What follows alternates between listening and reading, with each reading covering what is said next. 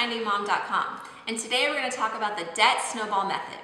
It's basically a debt reduction approach that's become popular thanks to finance guru Dave Ramsey. Now, he calls it the debt snowball method because, like when you were a kid and you were building a snowball, you'd pack the snow as tight as you could, roll it across the yard, and then it would gain momentum and get larger and larger. In relationship to debt, as you pay off your non-mortgage related debts, you should be gaining momentum as you go, which is why he recommends paying off your smaller debts first and then proceeding towards your larger debts. Now, you might be thinking, shouldn't I pay off my higher interest rate debts first? Technically, yes, you should if you want to spend the least amount of money. But what Dave Ramsey found is that people don't typically do that. He found that personal finances are driven 80% by behavior and only about 20% by the math, which is why he recommends starting with your smallest debts first and then proceeding towards your larger debts. Because once you've seen that you've been able to pay off your smallest debts and have been successful, you're more inclined to stick to his approach. To use the debt snowball method, you're going to start by listing all of your debts from smallest to largest and paying the minimum monthly payment on these debts, except for your smallest debt. For that debt, you're going to pay as much as you possibly can. So you're going to try to raise some additional funds to pay off that debt as soon as possible. So somehow, some way, you're going to come up with some additional funds to pay off that smallest debt. Whether that means taking out another job, whether that means reducing your expenses, or both. But you're going to want to get that smallest debt paid off as fast as possible. Then you're going to repeat the process until you've paid off all of your debts in full. Now let me show you the debt snowball method in action. But first, if you will, give this video a thumbs up, be sure to click subscribe to my YouTube channel, and follow me on Instagram. As you can see, I have listed all of your debts from smallest to largest, along with the interest rate, the minimum payment, and the total owed. Now let's say you've been able to raise an additional $250 that you can put towards your debts every single month, above your minimum payment.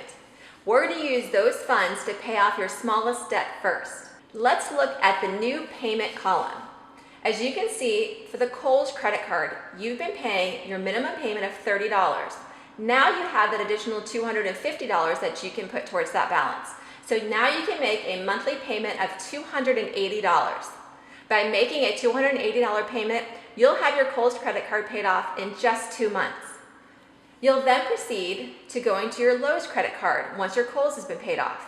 You're going to continue making that monthly $50 minimum payment, but now you have that $280 that you were putting towards your Kohl's credit card that now you can put towards your Lowe's balance. So now you can make a total payment of $330 on your Lowe's credit card.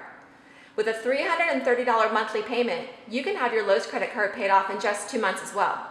You'll then proceed with paying off the rest of your debts just like you did your Kohl's and your Lowe's. For instance, with Target, you'll continue with that $50 minimum monthly payment. You'll add that $330 that you were using on your Lowe's credit card. You'll add that together for a total of $380 monthly payment towards paying off your Target balance. And you'll have that Target balance paid off in just 3 months. Then proceed with paying off all the rest of your debts exactly the same way until you made your final payment on your student loan debt.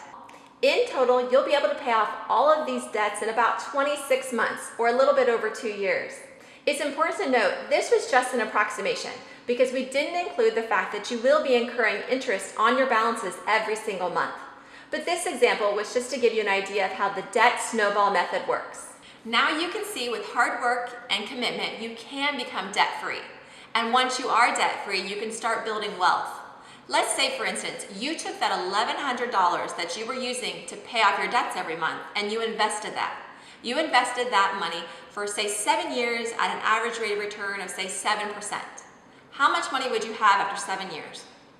You would have $114,159. That's a pretty sweet number, right? I bet you could come up with a lot of fun things to do with that money. So what are you waiting for? Use the debt snowball method to get out of debt fast and forever. If this video has been helpful, please be sure to give it a thumbs up, click subscribe to my YouTube channel, and follow me on Instagram. Thanks for watching.